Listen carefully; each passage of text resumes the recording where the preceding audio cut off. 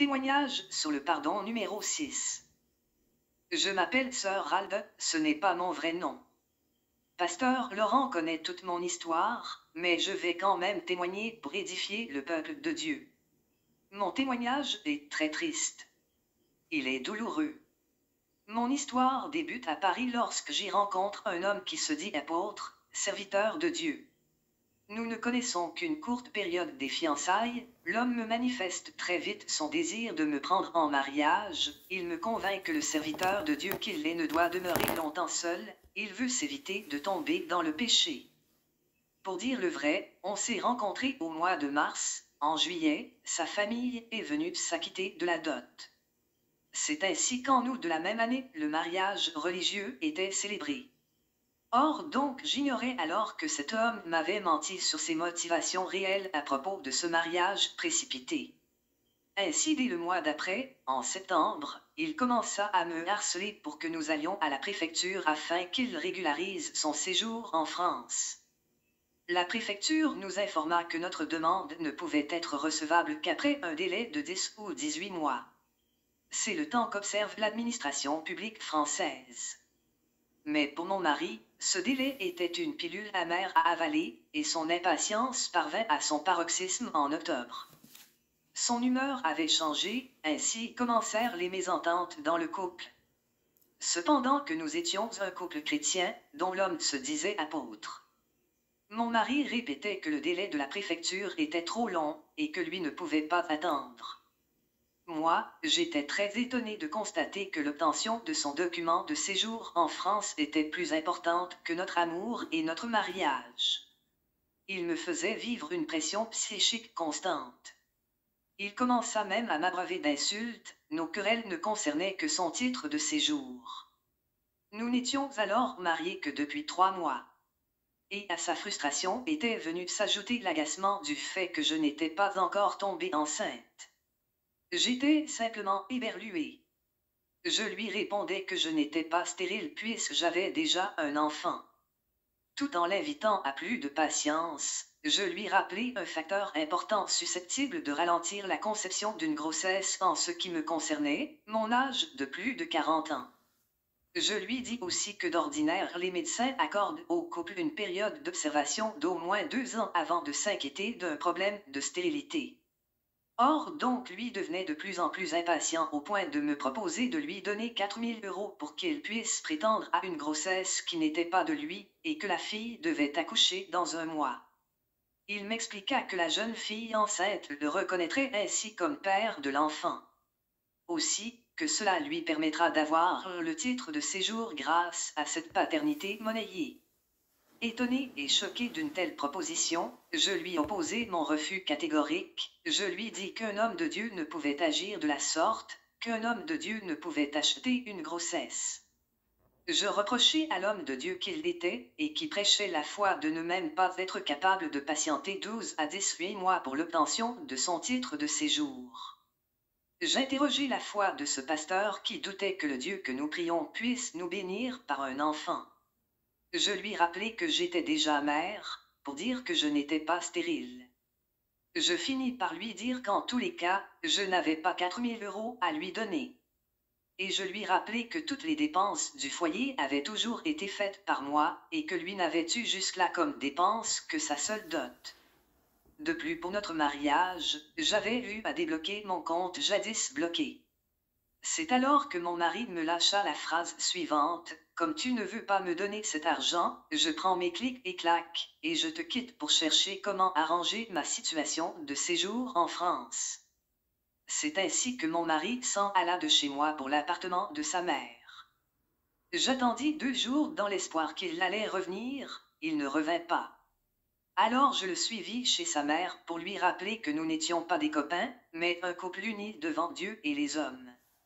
Je lui fis savoir que s'il ne voulait pas retourner chez moi, alors son épouse que j'étais allé demeurer avec lui chez sa mère.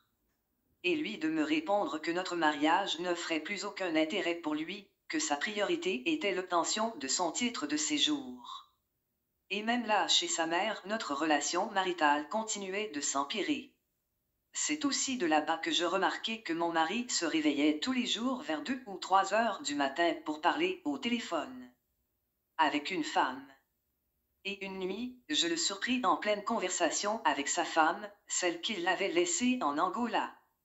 C'est alors que sans se gêner mon mari m'avoua qu'il s'agissait bien de sa femme, et qu'ensemble, ils avaient 4 enfants, puis il enchaîna avec ces mots terribles, « Maintenant que tu connais la vérité, fais ce que tu as à faire. » À cet instant, je me sentis comme foudroyé, et j'eus l'impression qu'on venait de me poignarder dans le dos. Effondré, je lui dis qu'il n'avait pas été sincère avec moi, que si j'avais su cette vérité jamais je ne me serais engagé avec lui. Ce jour-là, j'étais dans l'humiliation et la honte, d'autant que tout cela se passait devant sa mère et ses frères. Je résolus alors de rentrer chez moi. Et une fois dans mon appartement, je pensais, je me suis fait avoir encore. Voilà, ceci est l'histoire et l'objet de mon témoignage. Quelques jours après, nos familles ont tenté de nous réconcilier, sans succès, jusqu'au jour où je reçus la demande de divorce de mon mari. Sa lettre accusait ma famille comme cause de notre divorce, en une sorte de bouc émissaire, pour ce motif que ma mère et ma famille avaient gardé contact avec mon ex-prétendant au mariage. Or donc, je n'avais plus aucun contact avec cet avocat avec qui j'avais refusé de me marier parce qu'il était païen. Mais c'est la raison que le soi-disant apôtre avait trouvée pour se séparer de moi. Humilié et choqué, déçu aussi, d'abord par ce soi-disant apôtre, mais également par ma famille qui avait continué à entretenir des relations avec mon ex-prétendant alors qu'elle me savait mariée à un autre. Je sus alors que le diable pouvait utiliser même les membres de ta famille pour te détruire. Mais pour mon ex-mari, le soi-disant apôtre, je compris que cet homme avait voulu se servir de moi pour accéder à une régularisation administrative en France que je pouvais lui offrir parce que j'avais un travail stable et une habitation. Mais Dieu est bon, il connaît ce qui se cache dans le cœur de l'homme. C'est le fait que la préfecture avait refusé d'octroyer le titre de séjour rapidement qui a démasqué le faux serviteur de Dieu. Puisqu'il ne pouvait plus atteindre son ultime objectif, lequel était l'obtention du titre de séjour en France, afin de faire venir sa famille demeurée en Angola, il s'était trouvé contraint, par la force des choses, de divorcer. D'un autre côté, il s'imaginait que j'avais beaucoup d'argent, que je roulais sur l'or, à ce point que je pouvais encore disposer de 4 000 € après notre somptueux mariage dont j'avais du reste totalement défrayé le coût. Dans tous les cas, mon humiliation était à son comble, j'avais eu un mariage pompeux devant Dieu et les hommes, une union qui n'avait même pas duré un an. Nous nous étions mariés en août, et les problèmes avaient surgi en septembre de la même année. Aussi, en février de l'année suivante, notre mariage se terminait. 6 mois d'un mariage chrétien publié sur YouTube pour des milliers de personnes. L'humiliation accompagnait la déchéance. J'ai conscience qu'une telle histoire paraît invraisemblable. Or donc mon fils de 24 ans en est perturbé encore aujourd'hui. Il n'aime guère plus entendre parler des pasteurs, il ne fréquente plus l'église. Il est si traumatisé par les pasteurs qu'il les voit tout comme des farceurs, des escrocs. Mais heureusement que je connais le Seigneur, et que lui seul est mon seul appui. Le Seigneur avait mis sur mon chemin des frères et des sources en Christ qui m'ont réellement soutenu, aussi de vrais serviteurs de Dieu qui ont toujours été à l'écoute de ma détresse. Il y a surtout un homme de Dieu au Canada qui ne m'a jamais abandonné, le pasteur Laurent Casca. Quelquefois, c'est moi qui le fuis, rire, à cause de sa rectitude par rapport à la doctrine chrétienne. En fait, il m'avait déconseillé de me marier hâtivement, mais je ne l'avais pas écouté. L'Esprit de Dieu l'avait même empêché de venir à ce mariage. Je remercie Dieu de mettre sur notre chemin des gens qui nous aiment, qui nous accompagnent. Aujourd'hui, en dépit de ce que j'ai vécu comme offense et trahison, au lieu d'éprouver des sentiments de haine, de colère, envers mon ex-mari, c'est plutôt un sentiment de pitié et de compassion que j'ai pour lui. Mais je ne comprends toujours pas comment une personne normale peut agir de la sorte. J'ai pensé que peut-être, il était envoûté, ou qu'un sort nous avait été jeté. Le plus drôle dans mon attitude est cette tendance que j'ai à lui trouver constamment des explications, des excuses pour justifier son comportement, malgré tout le mal qu'il m'a fait. C'est vrai que j'ai été humilié, ridiculisé, blessé, mais au fond de moi, j'ai pardonné à cet homme. Que Dieu soit son juge, alors moi, je lui pardonne de tout mon cœur. Le divorce a toujours été une mauvaise chose, même quand tu n'en es pas responsable, et il se trouvera toujours des gens pour douter de la sincérité de la victime. D'aucuns diront même qu'un mari ne peut pas partir comme cela, et que certainement, je ne dis pas toute la vérité dans cette histoire. Mais Dieu me voit, c'est ce qui s'est réellement passé dans ma vie. Cela fait mal, et c'est humiliant par rapport à la famille, aux amis, à l'entourage. Mais au fond de moi-même, comme je le dis plus haut, j'ai pardonné à cet homme-là à cause de Jésus-Christ. Il m'arrive parfois d'appeler sa mère pour avoir des nouvelles de leur famille. Lui-même, je l'ai déjà rencontré une fois sur ma route, sans éprouver du ressentiment à son égard, sinon que de la pitié. Et une fois, il a rencontré mon fils, il l'a fui tellement qu'il avait peur que mon fils le frappe. Nous lui avons pardonné. Mon fils et ses amis ont voulu comploter pour le corriger, mais j'ai réussi à les dissuader de le faire. Je leur ai seulement dit, laissons Dieu s'occuper de lui. À dire le vrai, je ne sais pas même si j'ai déjà gardé rancune à l'égard d'un homme depuis que je suis chrétienne. Je l'ai croisé un jour, j'ai voulu aller lui dire bonjour. Mais une amie m'a détourné de cet acte. J'éprouve toujours de la pitié et de la compassion pour lui, je ne comprends toujours pas quelqu'un qui se dit serviteur de Dieu a pu se comporter de la sorte. Quant à moi, je continue ma route en m'occupant des affaires du Seigneur. J'ai pardonné à ma famille également pour mon ex-fiancé. J'ai pardonné à ma mère, j'ai aussi pardonné à mes sources. Je vais parfois leur rendre visite, mais eux ont du mal à venir chez moi, rire. Voilà mon histoire. À bien y regarder, je dirais que ma vie est une succession des pardons, je ne sais garder rancune afin que ma prière soit exaucée. Ainsi, je m'oblige au pardon. Même lorsque c'est moi qui ai raison, je suis toujours la première à demander pardon à ceux qui s'estiment avoir été lésés par moi. En cas d'offense, volontaire ou involontaire, je vais toujours demander pardon à la personne offensée. Pour ensuite tourner la page. J'estime que ma vie est jalonnée des pardons, car j'ai subi beaucoup des torts de la part des autres, même dans ma propre famille. Gloire soit rendue à Dieu pour ce que je ne sais pas garder rancune, rire. C'est une grâce. Il faut savoir que mon premier mariage fut détruit parce que mon mari sortait avec sa propre cousine.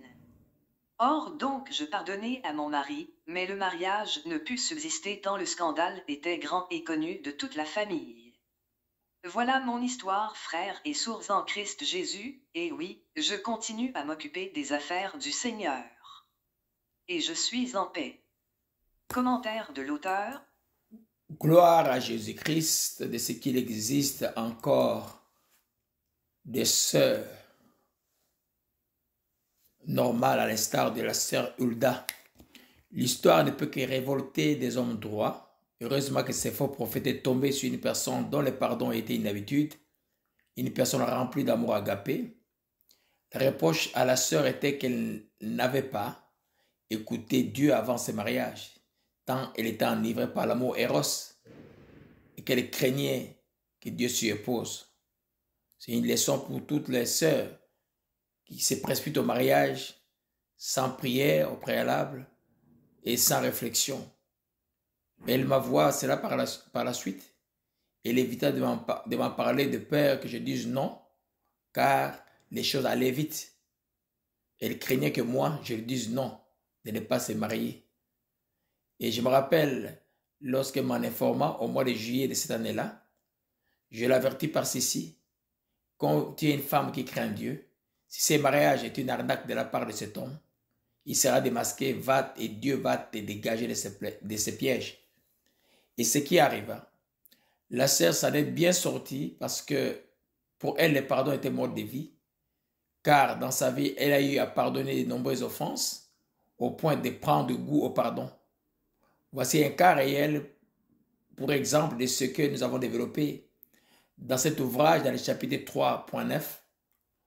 Pour les chrétiens normaux, le pardon ne libère pas, mais il protège. La volonté de Dieu pour ses enfants est que nous ne dormions pas en colère et que nous pardonnions nos offenses dans la même journée. Alors cela m'inquiète quand les chrétiens font de ces dictons qui dit que le pardon libère, car on ne libère que celui qui est emprisonné. C'est donc que ces chrétiens ont l'habitude de prendre du temps avant que de pardonner à leurs offenseurs. Mais en prenant du temps, ils autorisent à leur reçu que leur cœur soit dominé par l'amertume, avec sa cohorte de vices, la rancune, la malice, la rancœur, la haine, etc. C'est donc normal qu'ils se sentent libérés après qu'ils se sont décidés à pardonner. Mais pour un chrétien normal, celui qui comprend qu'il doit pardonner à ses offenseurs avec célérité et qu'il ne doit pas dormir en colère, pour ces chrétiens-là, l'acte de pardonner est un réel bouclier de protection, ainsi que nous le mentionnons plus haut dans cet ouvrage. Notre sœur Hulda fut protégée de cette attaque diabolique parce qu'elle aime la prière, aussi qu'elle sait que le manque de pardon bloque toute prière adressée à Dieu. Et s'en est ainsi résolu de pardonner promptement et constamment, afin de protéger son cœur. La sœur confesse qu'elle ne s'imagine pas ne pas pardonner. Proverbe 4, verset 23 déclare « Garde ton cœur plus que toute autre chose, car c'est de lui que viennent les sources de vie. » Il nous est impossible de garder notre cœur ou esprit intact sans avoir eu à développer une vie de pardon.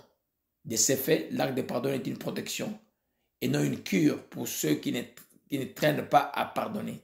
Et ceux qui les font continuellement sans qu'on ait à les en persuader. La sœur Hulda a été victime d'une énorme escroquerie. On est presque déconcerté à l'entendre en parler avec sans rancœur, d'autant même qu'elle a pitié de ces méchants hommes, je m'excuse. Et un autre point du livre que ce témoignage corrobore se trouve dans le chapitre 4.4, nous y citons parmi les causes du manque de pardon, le fait d'avoir eu l'habitude de pardonner. L'acte de pardon s'apprend et s'affermit en débutant à pardonner les petites offenses. Et aussi c'est en continuant à pardonner volontairement par conscience devant Dieu que l'on va s'habituer à pardonner. Voilà ce qui a aidé notre sœur Hulda à ne pas rompre sa relation avec Dieu. Si tu peux commencer toi aussi, ton cœur demeurera irrépréhensible, quelles que soient les offenses que tu subiras dans ta vie. Que Dieu soit loué, et tout en priant que ces témoignages puissent vous exhorter, ayons l'habitude de pardonner. Que Dieu vous bénisse.